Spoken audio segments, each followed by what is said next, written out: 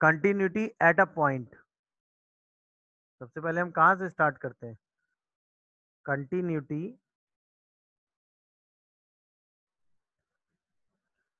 At a point.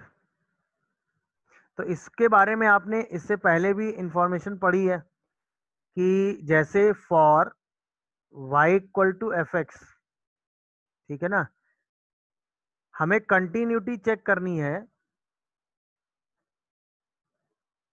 किसी point x equal to ए पर। तो हम क्या करते हैं, सबसे पहले f ऑफ a निकालते हैं, है ना। a पर क्या निकालते हैं भाई? Left limit. a पर क्या निकालते हैं भाई? Right limit. और कहते हैं कि अगर ये तीनों बराबर आ जाते हैं तो फंक्शन x इक्वल टू ए पर क्या होता है? कंटिन्यूअस।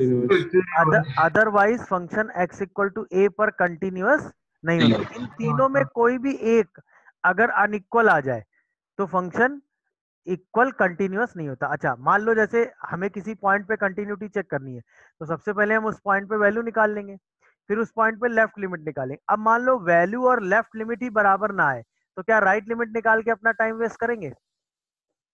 नहीं। हाँ सर। जब यही दोनों बराबर नहीं है तो कंटिन्यूअस हो ही नहीं सकता। अच्छा, अगर लेफ्ट लिमिट और वैल्यू बराबर आ गए तो राइट लिमिट निकालेंगे। अगर तीनों बराबर आ गए तो कंटिन्यूअस है, और अगर ये बराबर नहीं आया तो इसका मतलब कंटिन्यूअस नहीं है। नहीं समझे मेरी बात? अब समझ गया सर। किसी पॉइंट पर वैल्यू ही डिफाइन नहीं है तो क्या कंटिन्यूटी हो सकती है ना? हाँ सर। पहली चीज, तीनों डिफाइन होने चाहिए और तीनों आपस में क्या होने चाहिए? इक्वल। तब हम कहेंगे कि उस पॉइंट पे कंटिन्यूटी है। मेरी बात समझ पाए? Yes sir. Yes sir. जैसे अब देखिए इसका बहुत ही आसान सा है, अगर हम एग्जांपल आपको समझाने के लिए बताएं तो जैसे हमसे कहा गया check F x is equal to box of X is continuous और not at x equal to two. X equal to two पे हमें चेक करना है कि ये कंटिन्यूअस है या नहीं। क्या है, मेरी बात समझ पा रहे हो? तो सबसे पहले यस क्या निकालोगे? F of two. तो वो तो बॉक्स ऑफ टू मतलब टू आ गया। अब एफ ऑफ टू पे हम लेफ्ट हैंड लिमिट निकालते हैं, तो हम क्या करेंगे? Limit S tending to zero F of two minus H करेंगे कि नहीं, बताओ? Yes sir. तो इसका मतलब limit S tending to zero पर box of two minus H होगा। जैसे ही टू से कम की वैल्यू लोगे वन आ जाएगा। इसका मतलब हम तुरंत क्या कहेंगे कि left hand limit is not equal to f of two. इसका मतलब f x is equal to box of x क्या है भाई? डिसकंटिन्यूअस। डिसकंटिन्यूअस है कि नहीं? Discontinuous. At x equal to two. क्या ये बात सबको समझ में आ गई? क्या इसमें आरएचएल निकाल के अपना टाइम वेस्ट किया हमने? बोलो। No sir. अब इसी में मैं आपसे कहूं कि जैसे एक फंक्शन दिया है F x is equal to box of sine X. आपको इसकी चेक करनी है, check continuity at x equal to pi by two पर and X equal to three pi by two पर। दो पॉइंट पे हमें इसकी कंटिन्यूटी चेक करनी है, ठीक है। तो सबसे पहले चलिए आइए पाई बाई टू पे चेक करते हैं।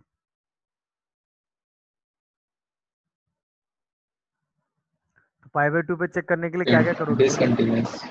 हाँ, ये तो आपको ग्राफ से भी फीलिंग आ रही होगी, अभी ग्राफ वाला कॉन्सेप्ट भी देखेंगे। सबसे पहले F of pi by two निकालोगे तो आपको box of sine pi by two क्या वन मिल जाएगा? बोलो। Pi yes. बाई टू पे लेफ्ट लिमिट निकालोगे तो आएगा limit S tending to zero F of pi by two minus H. तो sine of pi by two minus H. क्या ये बात समझ पा रहे हो? Yes sir. Yes sir. इसको कॉस एच लिख देंगे और ये लिमिटिंग वैल्यू जीरो आ जाएगी। तो इसका मतलब हमने यहाँ आर एच एल निकालने में अपना टाइम वेस्ट नहीं करेंगे, कह देंगे कि यही बराबर नहीं आ रहे हैं। तो इसका मतलब फंक्शन क्या है? डिसकंटिन्यूअस। डिसकंटिन्यूअस। कंटिन्यूअस आ गया X equal to pi by two पे। क्या ये बात सबको समझ में आई? बताओ। Yes sir. Yes sir. चलिए अब आइए जरा at three pi by two पर आ जाओ। सबसे पहले वही सेम काम करेंगे, F of three pi by two निकालेंगे कि नहीं, बताओ मुझे। Yes sir. तो sine of three pi by two आएगा मतलब इसकी वैल्यू -1 हो जाएगी। अरे बोलो। Yes, sir. Yes, अब sir. 3π/2 पे हम लेफ्ट हैंड लिमिट डिस्कस करेंगे, तो हम कहेंगे कि limit s tending to 0 box of sine of 3π/2 - h। Am I correct और not? Yes, sir. Yes, sir. तो लिमिट s टेंडिंग टू 0 पर क्या हम इसको माइनस कॉस h लिखेंगे, तो ये भी -1 ही आ जाएगा। अरे बोलो। Yes, sir. अब हम राइट हैंड लिमिट निकालेंगे क्योंकि ये दोनों तो बराबर आ गए, तो हम फिर से कहेंगे कि भाई लिमिट s टेंडिंग टू 0 पर box of sine of 3π/2 + h हो जाएगा। अरे बताओ। Yes, sir. Yes, तो sir. Limit s tending to 0 पर ये अभी भी माइनस कॉस h ही आएगा, तो अभी भी -1 आएगा। इसका मतलब लेफ्ट लिमिट, राइट लिमिट और वैल्यू तीनों कैसी आ रही हैं, इक्वल आ रही हैं। Equal तो इसका मतलब हम क्या कहेंगे, कंटिन्यूअस है कहाँ पे, at x 3π/2. equal to 3π/2. क्या है, मेरी बात समझ पा रहे हो कि नहीं?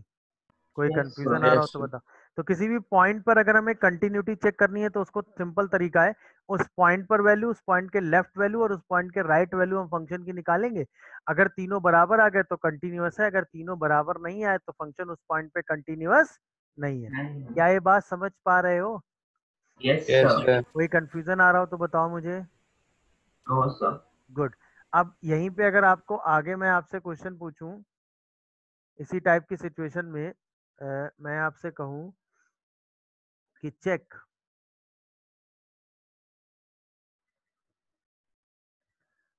continuity of fx equal to box of sin x plus cos x at x equal to π/2, पहला।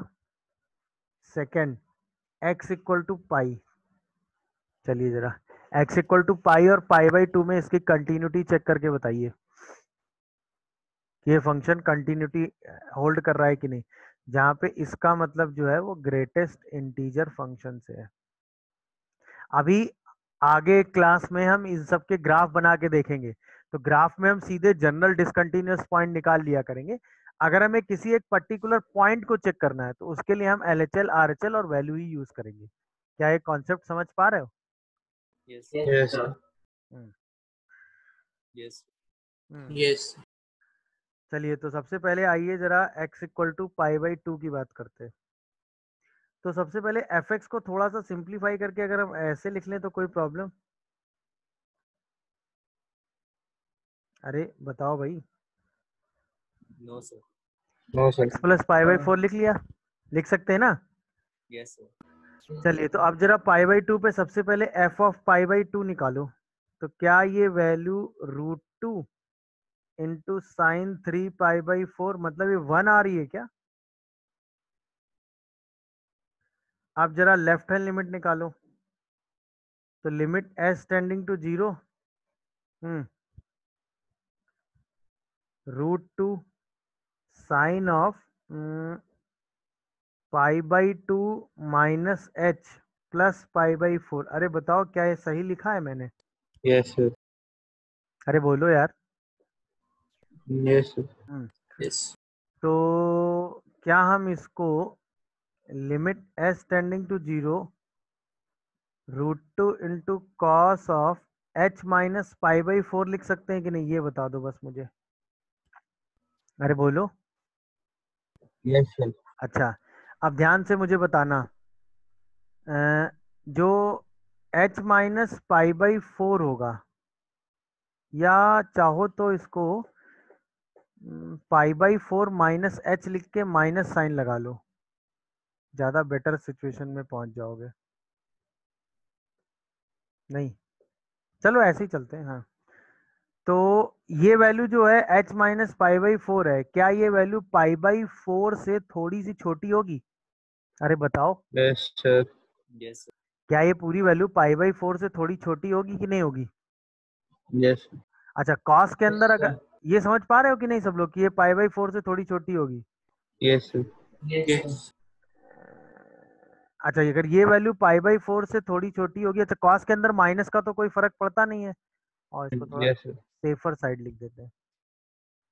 तो लिमिट s टेंडिंग टू 0 इसको ऐसे लिख दो, cos ऑफ π/4 - h। अब समझना आपके लिए थोड़ा ज्यादा आसान होगा। तो जो पाई बाई 4 माइनस एच है वो पाई बाई 4 से थोड़ा छोटा होगा, तो जो cos of pi by 4 minus H है वो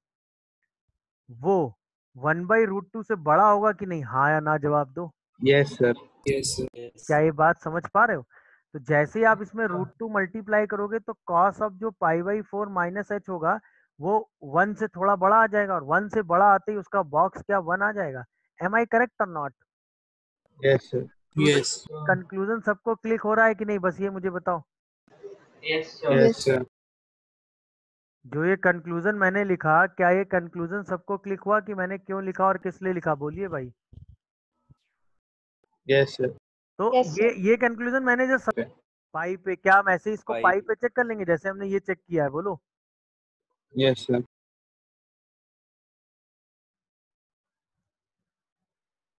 Clearly अगर आप -1. minus √2 into sine of pi minus plus 1. Pi by 4, तो ये √2 इंटू साइन ऑफ 5 पाई से कितना आ रहा है, 5 पाई बाई 4 ना, हाँ मतलब सर. -1 आ रहा है क्या ये? Yes, sir. अच्छा, तो लेफ्ट लिमिट बताओ जरा पाई बाई 4 पे। तो limit S tending to 0 √2 into sine of, और इसकी प्रैक्टिस होनी चाहिए, कई बार सिचुएशन आपके सामने ऐसी आ जाएगी, तो आपको ये सब चीजें लिखनी आनी चाहिए वहां पे, ये आएगा। तो लिमिट एस टेंडिंग टू 0, क्या हम इसको √2 into sine of pi by 4 minus H minus pi by 4 लिख सकते हैं, मैं करेक्ट और नॉट, बोलो भाई। Yes, sir. Yes, sir.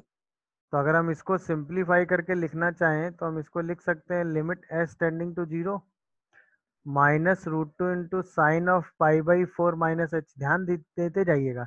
अब यहाँ पर भी इसी टाइप का एनालिसिस सोच लेते हैं जैसे ये सोचा है। कैसे भाई, पाई बाई 4 माइनस एच जो है वो पाई बाई 4 से छोटा होगा, एम आई करेक्ट और नॉट? तो Yes, sir. Sine of pi by 4 minus h जो है वो 1/√2 से छोटा होगा, Yes, sir. तो -√2 sine of pi by 4 minus h जो है वो क्या -1 से बड़ा हो जाएगा? अरे बताओ, Yes, sir. -1 से बड़ा होते ही क्या हम उसके बॉक्स को -2 लिख देंगे, बोलो। तो -1 लिखेंगे. Minus 1. So minus 2. -1 लिखेंगे. माइनस, अच्छा हाँ, ये -1 से ग्रेटर आ गया तो इसका बॉक्स -1 आ जाएगा। वेरी गुड, सही है। अरे बोलो। Yes. Yes, sir. अब यहीं पे राइट हैंड लिमिट अगर किसी ने निकाली हो तो बताओ क्या आ रहा है। सेम लॉजिक लगा देंगे, limit S tending to 0 √2 sine of pi plus h plus pi by 4 लिख देंगे। अरे बताओ, Yes, sir. अब इसको लिमिट एस टेंडिंग टू 0 लिखेंगे तो ये -√2 into sine of H plus pi/4. Pi by 4 plus H, वही एच प्लस पाई बाई 4 आ जाएगा। अब सेम लॉजिक यहाँ लगाओ कि भाई पाई बाई 4 प्लस एच, ये आपको बार बार लिखने की जरूरत नहीं है, तो अंडरस्टैंडिंग में चल जाएगा, चल जाएगा कि नहीं बताओ। Yes. ये तो मैं अभी आपको लिख के बता रहा हूँ, बट ये हमको बार बार लिखने की जरूरत नहीं होगी। नहीं समझ रहे मेरी बात? समझ गए. देखो, क्या है, मेरी बात समझ पा रहे हो? Yes. तो अभी भी ये वैल्यू किससे ग्रेटर आ रही है, बोलो। सर आपकी स्क्रीन से तो अब साइन ऑफ, जैसे ही -√2 मल्टीप्लाई करेंगे तो sine of pi by 4 plus h जो होगा वो क्या -1 से छोटा आ कम जाएगा। होगा. -1 छोटा होते ही इसका बॉक्स क्या हो जाएगा, -2. इसका मतलब RHL फिर से बराबर नहीं आया। तुरंत हम कहेंगे x इक्वल टू पाई पर एफ एक्स कैसा है भाई, Yes, continuous. तो क्या ये पॉइंट वाली कंटिन्यूटी डिसकंटिन्यूटी समझ पा रहे हैं? Yes, sir. Yes, sir. बोलिए भाई, भी चेक करना स्टार्ट करता हूँ। सबसे पहले मैं 0 चेक कर दे रहा हूँ, देखते जाइएगा कि आप में से सबने सही काम किया है कि नहीं। सबसे पहले एफ ऑफ 0 निकालेंगे तो वो तो बताने की जरूरत नहीं, 0 आ रहा है। फिर लेफ्ट हैंड लिमिट निकालना स्टार्ट करेंगे, तो limit S tending to 0, 0 minus h रखेंगे तो 0 माइनस एच का बॉक्स और -0 माइनस एच के स्क्वायर का बॉक्स। तो जैसे लिमिट एस टेंडिंग टू 0 करेंगे, 0 माइनस एच का बॉक्स कितना आ जाएगा भाई? -1 आएगा क्या ये? इसका स्क्वायर हो जाएगा। Yes, sir. और 0 माइनस एच का जब स्क्वायर आप ओपन करेंगे तब ये तो एच स्क्वायर ही आएगा, और एच स्क्वायर का बॉक्स तो 0 ही हो जाएगा, तो ये वैल्यू 1 आ जाएगी क्या? तुरंत आप कहेंगे Yes, कि sir. लेफ्ट हैंड लिमिट ही एफ जीरो के बराबर नहीं आ रहा है, तो इसका मतलब at x equal to 0 f x कैसा है? Discontinuous. कंटिन्यूअस। पहला तो एकदम सही है सबका आंसर। क्या सबने ऐसे ही सॉल्व किया या किसी ने कुछ और मेथड लगा दिया हो तो प्लीज Yes, वो sir. मुझे बता सकता है। जैसे कि सबने यही काम किया है भाई? किसी ने कुछ और काम कर दिया हो तो बोले वो तुरंत मुझे। No, sir. सही है। चलिए पहला पार्ट तो एकदम डन है, वेरी गुड। सेकंड पे आ जाओ जरा। सेकंड वाले में आओ, सबसे पहले निकालेंगे एफ ऑफ 1। तो एफ ऑफ 1 तो मेरे हिसाब से 0 आ जाना चाहिए, 1 माइनस 1। Yes, sir. अब आइए इसमें लेफ्ट हैंड लिमिट निकालेंगे। तो लिमिट एस टेंडिंग टू 0 पर 1 माइनस एच के बॉक्स का square minus box of 1 minus h के स्क्वायर को बॉक्स में बंद कर देंगे। अच्छा, 1 माइनस एच तो 1 से छोटा, 1 से जस्ट छोटा होगा। 1 से जस्ट छोटे नंबर का बॉक्स तो ये तो 0 टेंड कर जाएगा। अब यहाँ पे आ जाओ जरा, लिमिट एस टेंडिंग टू 0, जैसे इसका बॉक्स ओपन करोगे तो ये आएगा 1 plus h square minus 2h। Am I correct और नॉट? Yes, sir. क्या अब आपको ये तो पता ही होता है ना कि एच स्क्वायर माइनस 2h को अगर एस टेंडिंग टू 0 पे देखो तो ये नेगेटिव हो जाता है। क्या कहते हो? Yes, sir. Yes. sir. अगर एच को हम 0 टेंड कराएं तो ये वैल्यू नेगेटिव होती है। याद आया कि नहीं? कॉन्सेप्ट आपने पढ़ा है, क्योंकि Yes. 0 से छोटा नंबर जब होता है उसकी पावर बढ़ाते जाते हैं तो वैल्यू उसकी कम होती जाती है। Yes, sir. तो इसका मतलब ये Yes, sir. वैल्यू अभी भी क्या होगी? 1 से छोटी होगी, तो इसका बॉक्स अभी भी क्या होगा? 0। तो अल्टीमेटली ये भी 0 दे देगा, तो लेफ्ट लिमिट 0 आ गई। अब हम आते हैं राइट हैंड लिमिट पे। भाई लेफ्ट लिमिट और वैल्यू तो 0 आ गई, तो अब राइट लिमिट पे आ जाओ। राइट लिमिट की बात करेंगे तो लिमिट एस टेंडिंग टू 0 पे आओ। आप क्या करेंगे? 1 प्लस एच का स्क्वायर आएगा, और यहाँ पे आएगा 1 प्लस एच के स्क्वायर का बॉक्स। अच्छा, 1 प्लस एच मतलब 1 से ग्रेटर, तो उसका बॉक्स तो 1 हो जाएगा।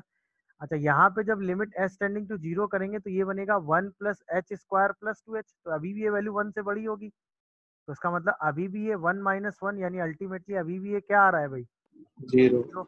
इसका मतलब एट एक्स इक्वल टू 1 क्या हो गया भाई? Continuous. तीनों बराबर आ गए ना, तो एफ एक्स तुरंत Yes. क्या हो गया भाई? कंटिन्यूअस। क्या ये बात सबको समझ में आ गई? बताइए। Yes, Yes. sir. चलिए अब लास्ट वाला हमारे पास क्या बचा है? एक्स इक्वल टू 2 चेक करना है क्या हमें? Yes, sir. देख लीजिए, कोई डाउट या कंफ्यूजन जनरेट हो रहा हो तो बताइए भाई।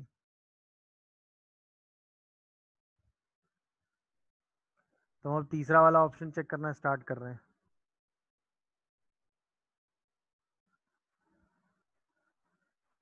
सही है, थर्ड वाला चेक करें? Yes, sir. चलिए आ जाइए, थर्ड वाला चेक करना शुरू करते हैं। तो अब हमें एक्स इक्वल टू 2 पे चेक करना है, तो सेम काम, सबसे पहले क्या निकालेंगे भाई? F of 2। एफ ऑफ 2 क्या आ जाएगा? 0। 0. अब आओ जरा लेफ्ट हैंड लिमिट की बात करते हैं।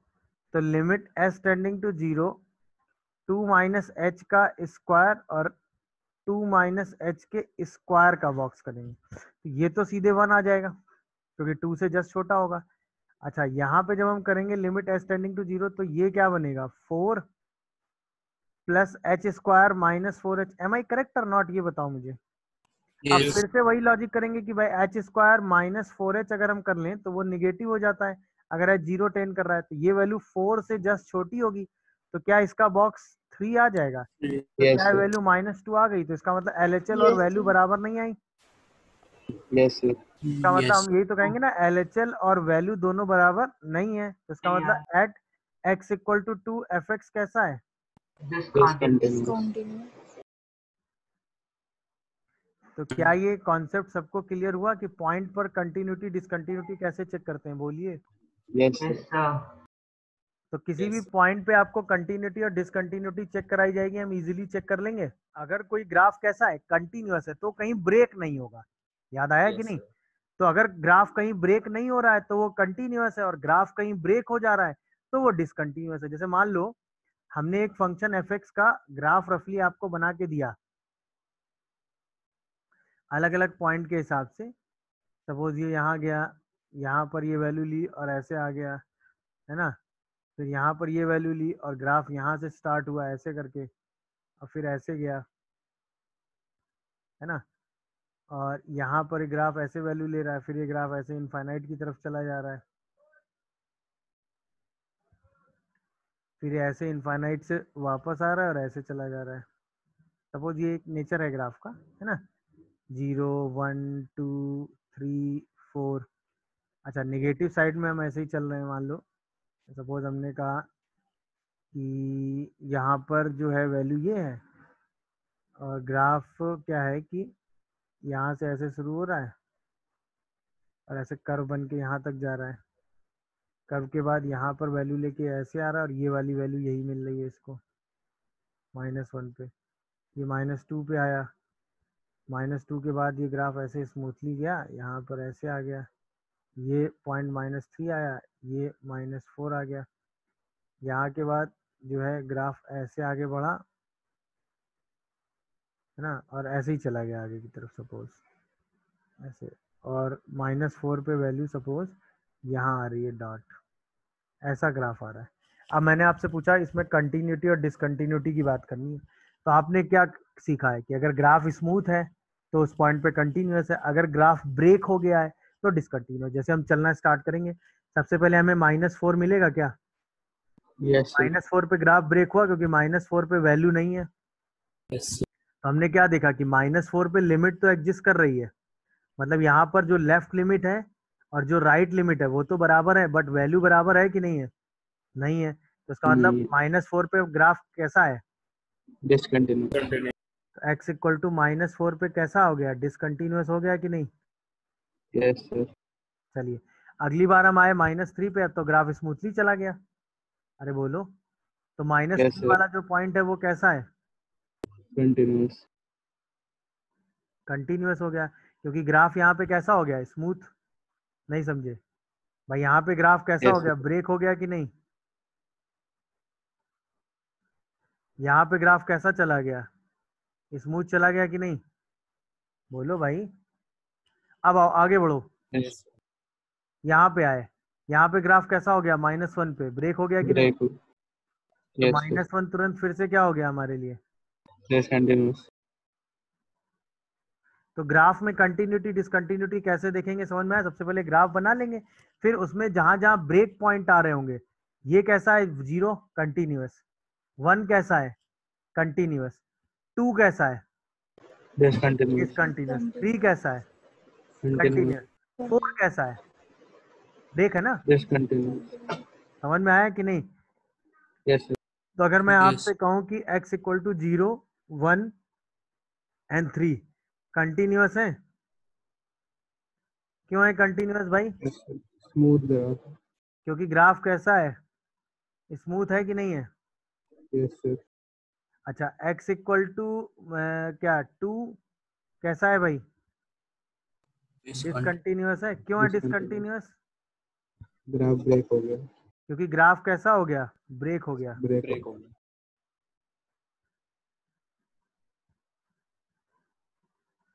नहीं समझ पा रहे हैं?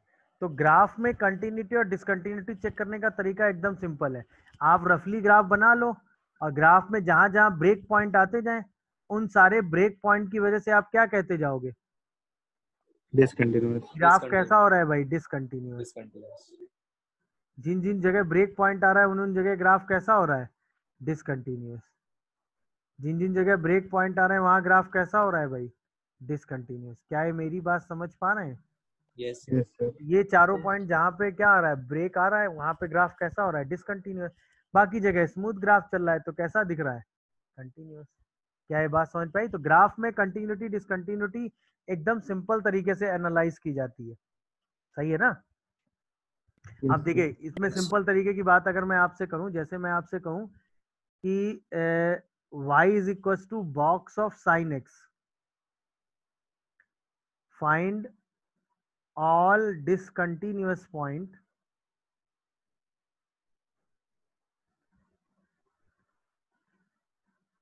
x इज लाइज बिटवीन 0 से 2 पाई। तो 0 से 2 पाई में आप इसका ग्राफ बना लेंगे Yes, sir. और सारे पॉइंट। अब 0 से 2 पाई में आपने इसका ग्राफ बनाना तो सीखा है ना। Yes, sir. नहीं सीखा है क्या? Yes, sir. ठीक है सर। तो 0 से 2 पाई में हम रफली तुरंत इसका ग्राफ बना के देंगे कि भाई 0 पे 0 हो जाएगा, पाई बाई 2 तक तो ये ऐसे लाइन जाती है। समझ पा रहे हो कि नहीं? Yes sir. पाई बाई 2 के आगे पाई तक भी ऐसे लाइन जाती है और पाई बाई 2 पे वैल्यू यहाँ 1 आ जाती है। फिर पाई के बाद आगे बढ़ते हैं तो ये वैल्यू ऐसे -1 आ जाती है 3 पाई बाई 2 तक। नहीं समझ पा रहे हो? Yes sir. और फिर 2 पाई पर फिर से वैल्यू क्या हो जाती है 0। तो अगर आप ग्राफ को देखो तो कहाँ कहाँ ब्रेक पॉइंट मिल रहे हैं आपको बताओ। 5/2 पाई 3/5 पहला ब्रेक पॉइंट कहाँ मिल रहा है? पाई बाई 2 पर। Pi फिर by अगला 2. ब्रेक पॉइंट कहाँ मिल रहा है? पाई पे। फिर अगला 3 पाई बाई 2 पे क्या ब्रेक पॉइंट मिल रहा है? No, sir. नहीं। अगला ब्रेक पॉइंट कहाँ मिल रहा है? 2 2 पाई pi. पे। तो डिसकंटिन्यूअस पॉइंट क्या हो गए?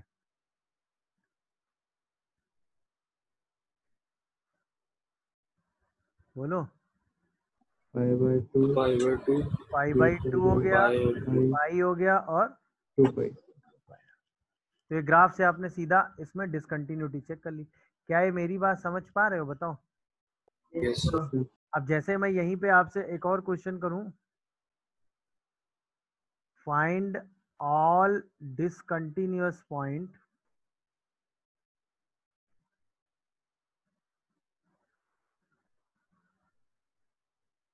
For fx is equals to box of x square at x lies between -2 से 2।